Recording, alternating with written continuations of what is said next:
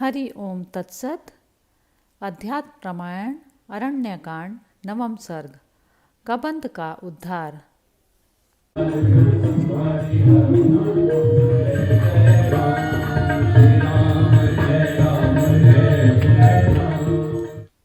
जब जब होई धर्म की हानि, बारई असुर अधम अभिमानी। तब तब धर प्रभु विविध शरीरा, हरई दयानिधि सज्जन पीड़ा।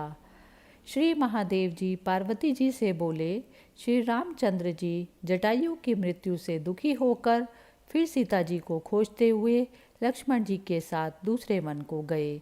वहाँ उन्होंने एक बड़े ही विचित्र आकार का सा राक्षस देखा, जिसके वक्षस्थल में एक बड़ा भारी मुख था, जो नेत्र तथा कर्ण आदि से रहित था। इस राक्षस की भुजाएं एक एक योजन तक फैली थी। यह संपूर्ण प्राणियों की हिंसा करने वाला कबंध नामक दैत्यराज था। उसकी भुजाओं के बीच में चलते हुए उनसे गिरे हुए राम और लक्ष्मण जी ने उस महाबलवान राक्षस को देखा। तब रामचंद्र जी ने हंसते हुए लक्ष्मण से कहा, इस राक्षस को देखो, यह सिर पैर से रहित है और इसकी छाती में ही इसका मुख है। अपनी भुजाओं से ही इसे जो कुछ मिल जाता है उसी को खाकर यह जीवित रहता है। हम भी निश्चय ही इसकी भुजाओं के बीच में फंस गए हैं। हे रघुनंदन, इसके चंगुल में से निकलने का हमें कोई मार्ग दिखाई नहीं देता। अब हमें क्या करना चाहिए? जल्दी करो, विचार करो, नहीं तो यह हमें भी खा जाएगा। लक्ष्मण जी ने राम जी से कहा, इसमें अधिक विचारने की क्या बात है। हम दोनों सावधान होकर अभी इसकी एक एक भुजा काट डालें। रामचंद्र जी ने कहा, बहुत ठीक, और खड्ग से उसकी दाईं भुजा काट डाली। वैसे ही लक्ष्मण जी ने तुरंत ही उसकी बाईं भुजा काट डाली। तब उस दैत्य ने अति विस्मयपूर्वक कहा, मेरी भुजाओं को काटने वाले तुम कौन देवश्रेष्ठ हो? इस लोक में अथवा स्वर्गवासी देवताओं में भी ऐसा कोई समर्थ होना संभव नहीं। इस पर कमल नयन श्री रामचंद्र जी ने हंसते हुए कहा, श्रीमान महाराज दशरथ अयोध्या के स्वामी थे। मैं उन्हीं का पुत्र राम हूँ, और यह बुद्धिमान मेरा छोटा भाई लक्ष्मण है, तथा त्रैलोक के सुंदरी जनक नंदिनी सीता मेरी भार्या है। हम मृगिया शिकार करने के लिए बाहर गए हुए थे। किसी राक्षस ने हमारी सीता जी को चुरा लिया। उसी को ढूंढते हुए हम यहाँ इस घोर वन में आ गए। इतने में ही तुमने हमें अपनी भुजाओं से घेर लिया। तब हमने अपने प्राण बचाने के लिए तुम्हारी भुजाएं काट डाली। अब यह बताओ, ऐसे विकट रूप वाले तुम कौन हो? कबंध ने कहा, यदि आप राम हैं और स्वयं मेरे पास आए हैं तो मैं धन्य हूँ। पूर्व काल में मैं रूप और यौवन के मत से उन्मत्त एक गंधर्व राज था।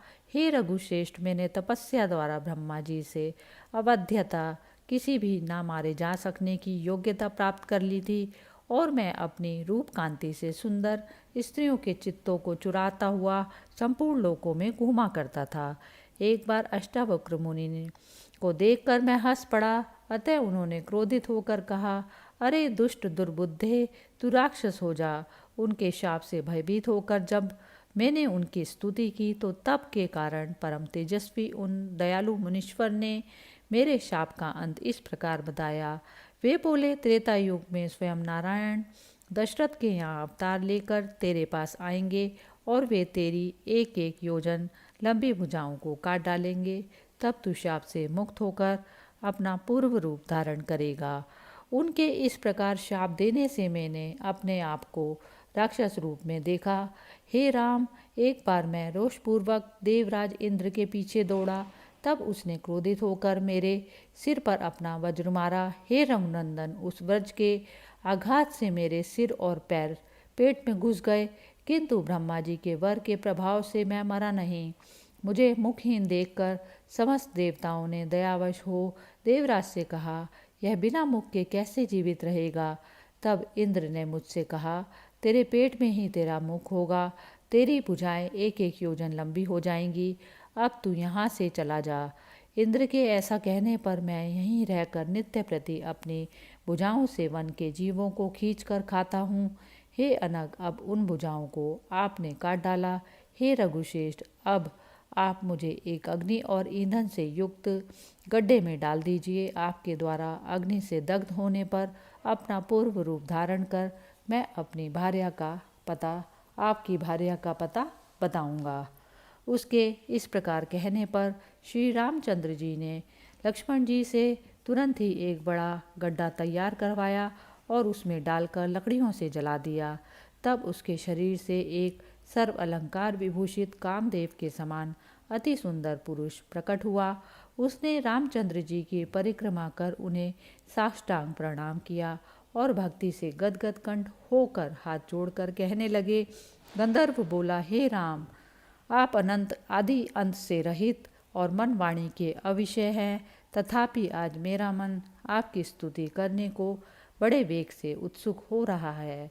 हे प्रभु, आपके स्थूल और सूक्ष्म दोनों शरीर से आपका वास्तविक ज्ञान में स्वरूप सूक्ष्म अर्थात योगियों से भी सर्वथा दुर्गेय है।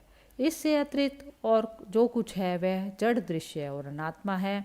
अतः आपसे भिन्न यह जड़ मन आपको कैसे जान सकता है।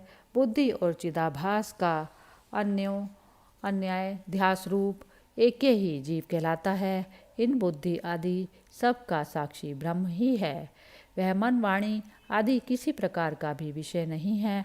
उसी निर्विकार सर्वात्मा में अज्ञानवश इस संपूर्ण चराचर जगत को आरोपित किया जाता है। हे राम, आपका सूक्ष्म देह हिरण्यगर्भ और स्थूल देह विराट कहलाता है। आपका भावना में हृदय कमल में ध्यान करने योग्य सूक्ष्म रूप, जिसमें भूत भविष्यत और वर्तमान यह संपूर्ण जगत दिख पड़ता है, अपने ध्यान करने वालों का मंगल करने वाला है। अपने अपने उत्तरवर्ती तत्वों से प्रत्येक 10 गुना अधिक महत्व तत्वादि 7 आवरणों से घिरे हुए आपके स्थूल ब्रह्मांड शरीर में ही धारणा का आश्रय रूप विराट शरीर स्थित है। आप ही एकमात्र सर्व मोक्ष स्वरूप हैं। संपूर्ण लोक आप ही के अवयव हैं। पाताल आपका चरण तल है, महातल एंडी है। हे राम, रसातल टकने हैं, तलातल जानू हैं और सुतल आपकी जंघाएं और वितल आपके 2 उरु हैं। अतल और पृथ्वी आपकी जगन भाग हैं। भूलोक नाभि है, स्वरलोक वक्षस्थल है और महालोक आपकी ग्रीवा है। हे रघुश्रेष्ठ, जनलोक आपका मुख है, तपयलोक ललाट है तथा हे प्रभु, सत्यलोक आपका मस्तक है। हे राम, इंद्रादि लोकपालगण आपकी भुजाएं हैं, दिशाएं कर्ण हैं, अश्वनी कुमार नासिका है और अग्नि आपका मुख बताया गया है। हे राम, सूर्य आपके नेत्र हैं, चंद्रमा मन है, काल भ्रू भंगी है और बृहस्पति जी आपकी बुद्धि है। हे निर्विकार रूप आपका अहंकार है, वेद आपकी वाणी है, यम आपकी दाढ़ें हैं और नक्षत्रगण आपकी दंतावली है। सबको मोहित करने वाली माया आपका हास्य है, सृष्टि आपका कटाक्ष है, धर्म आपका आगे का भाग है और अधर्म पीछे का भाग है। हे रघुत्तम, रात और दिन आपके निमिषों उन्मेष हैं। हे प्रभु, 7 समुद्र आपकी कुक्षी और नदियाँ नाड़ियाँ हैं।